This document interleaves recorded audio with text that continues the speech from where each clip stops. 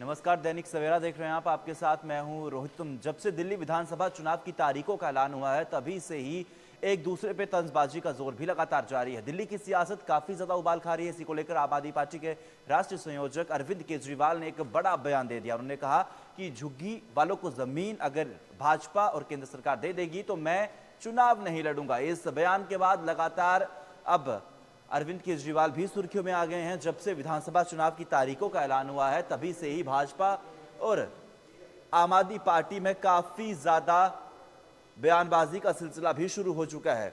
आपको बता दें कि शुकर बस्ती विधानसभा क्षेत्र के रेलवे कैंप झुग्गियों में जाकर गृह मंत्री अमित शाह और भारतीय जनता पार्टी पर तीखा हमला अरविंद केजरीवाल ने बोला है। उन्होंने कहा है कि झुग्गीवासियों को गुमराह करने और झूठे वादे करने का आरोप लगातार लगाया हुआ है। और ऐसे में अरविंद केजरीवाल ने कहा है कि भाजपा चुनाव के बाद किस तरह से झुग्गियां तोड़ने वाली हैं। साथ ही ये चुनौती भी दी है कि 10 साल में जिन लोगों की झुग्गियों को तोड़ा गया है, अगर गृह मंत्री अमित शाह झुग्गी वालों के उसी जगह पर मकान बनाकर देते हैं तो मैं चुनाव नहीं लड़ूंगा।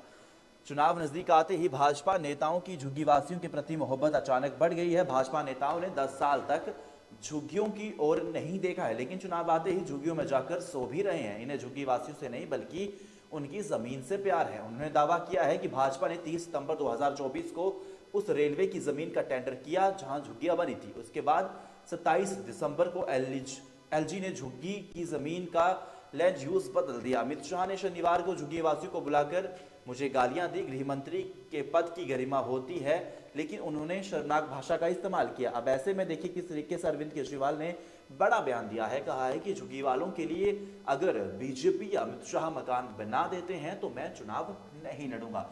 सीधा आपको सुनाते हैं अरविंद केजरीवाल ने क्या कुछ कहा।